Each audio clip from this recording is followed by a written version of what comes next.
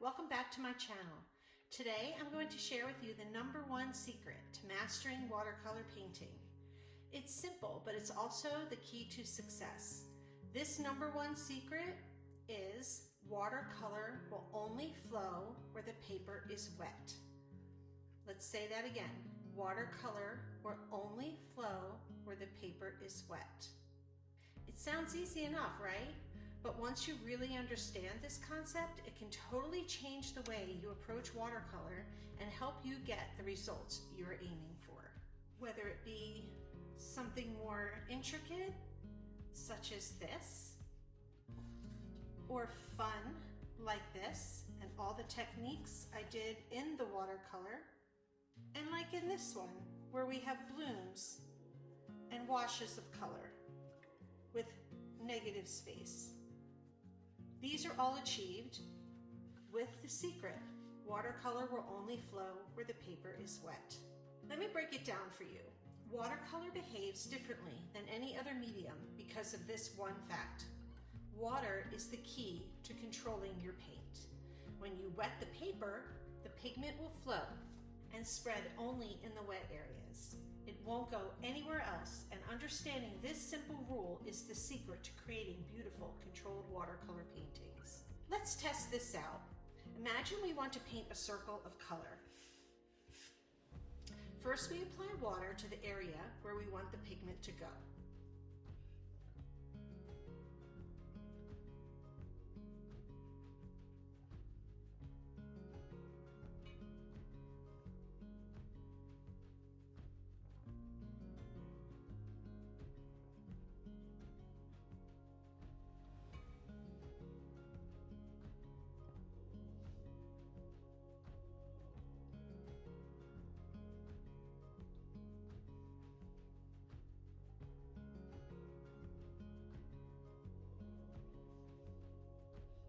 As you can see inside this circle, it's a little glossy, which means that's where it's wet.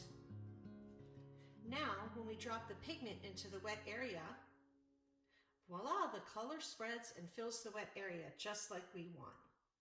Let's watch how this happens.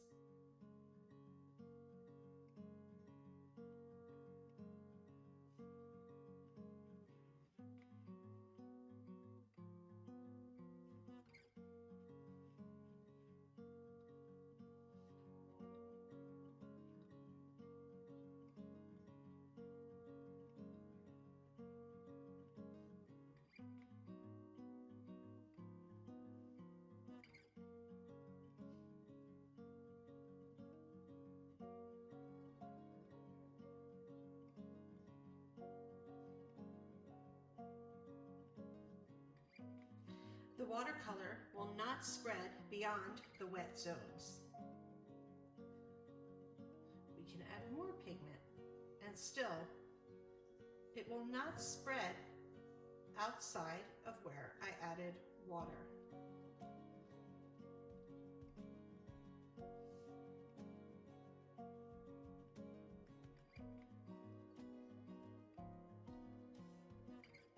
It will infiltrate this area of lighter blue as it absorbs, but will never go outside of where the water was placed. This is the magic of watercolor, but here's the catch. If the paper isn't wet, the pigment won't move. As you can see, these edges here within this circle were not wet, and the paper did not absorb the color. Here's where things can go wrong. If you accidentally get water outside of your desired area, the pigment will find its way there too. I will use a little bit of yellow in my wash so you can see where I place the water. So I can go all the way around the circle.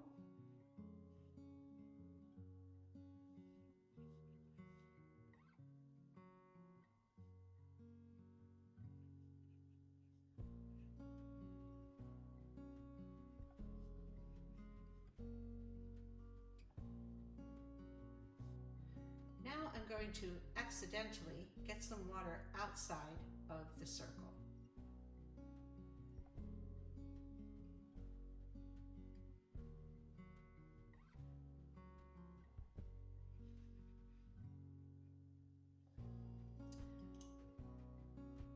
Now we will add the true pigment that we wanted to use.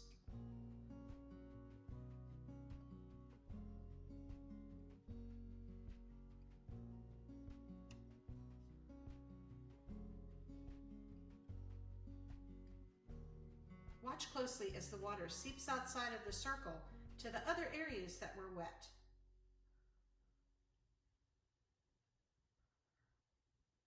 And in this part, where there was no water at the edge, the color only goes where I place it.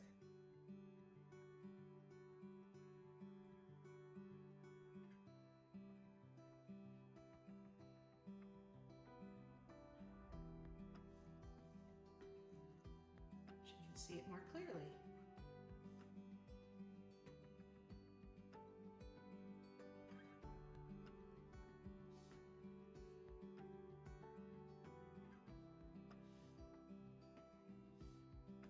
The pigment will slowly diffuse into the edges where the water was placed on the paper.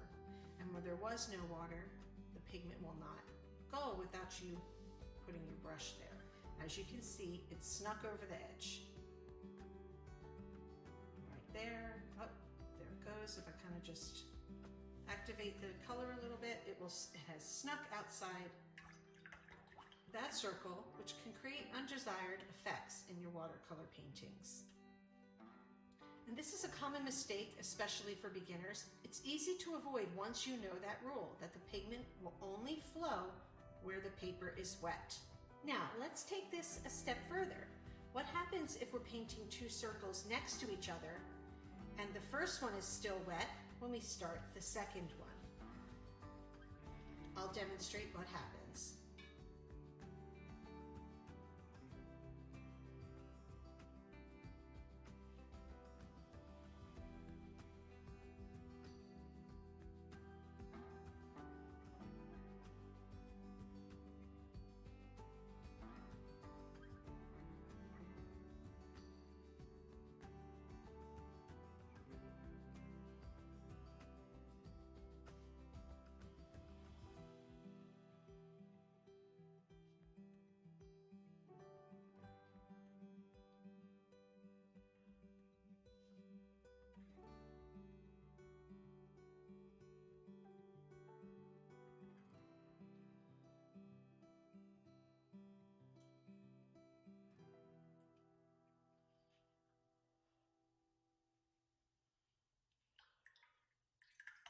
Now remember, this circle here is still wet.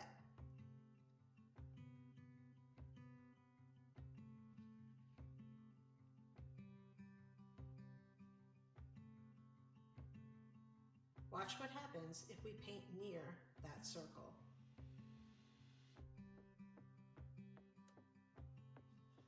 That is what happens. The color bleeds into one another.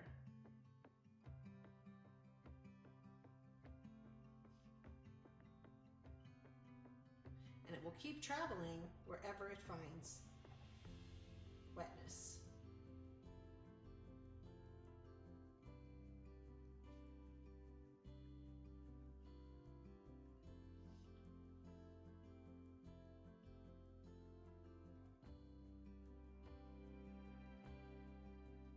As soon as I dropped pigment into the second circle, the color traveled from the first circle into the second circle because the paper was still wet. This is the #1 mistake that happens when you're not aware of the paper's moisture level. And it's all because water only flows where the paper is wet. However, sometimes we do want the color to bleed into the neighboring color. In that case, you understand that watercolor pigment will flow into wet areas. Using that knowledge to your advantage can create interesting effects, as we have here. In this instance, I painted the blue and then dropped green in here, and it bled into the blue, creating little blooms effects. Down in this area, I painted the blue and then added a layer of yellow above it, where it bled into the blue, but also bled into this teal blue that I had above it, creating this interesting little fuzzy bloom. Down here, same situation. I painted the blue and then added a little stripe of green on the top and the bottom, and it all bled into the teal blue. These are effects that I wanted to happen. Understanding what watercolor will do, what the pigment will do on wet paper, helps you create interesting effects. I also did that here. As you can see, they bled into each other here and here. Now let's talk about sharp details. If you're looking to create crisp, defined lines, you need to avoid wetting the paper. Let's find a smaller brush, and I will take my pigment onto completely dry paper.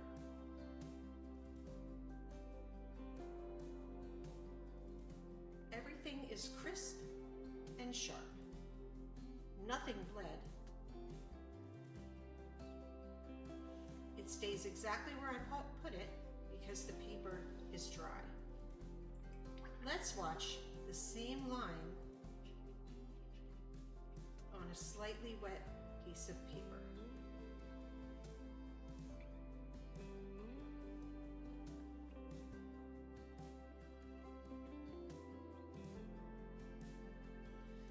See how it's now filling in all of the wet areas you can't see. It's no longer this sharp, straight edges, crisp edges. It's fuzzy and bleeding. So now you understand, water is your tool.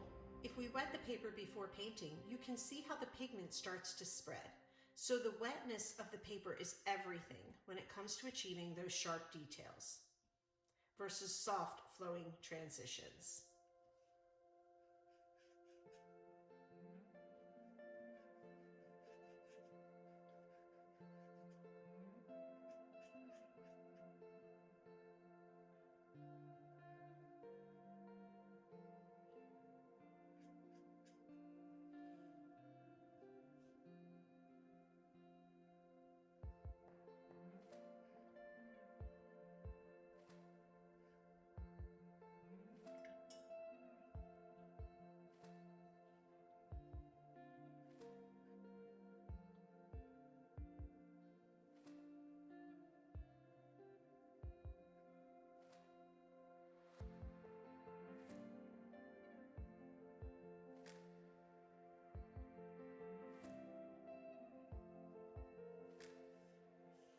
Here we're allowing the colors to gradually blend into each other, knowing I did that with a damp paper.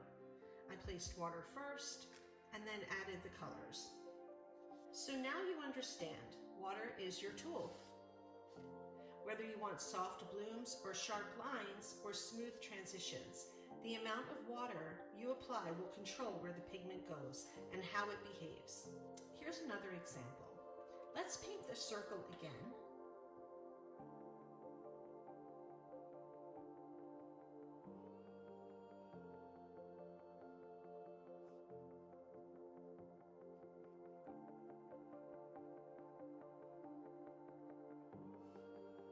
You can see that the paper is wet with the pigment I just placed in. I'm now going to get my brush wet and tap into the color.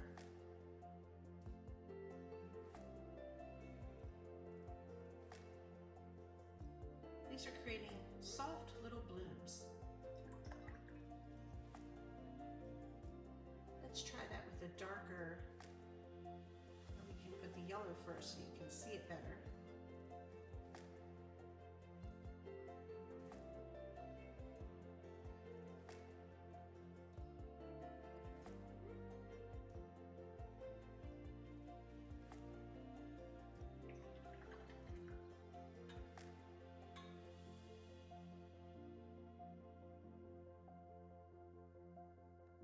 I'm going to tap into these with blue on my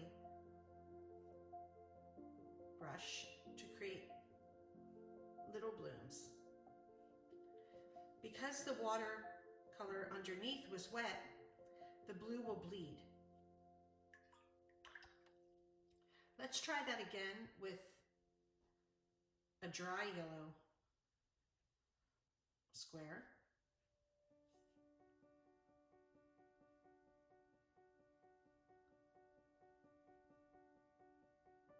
Now I've let this yellow dry, and we're going to do the same technique. I'm going to drop in some blue.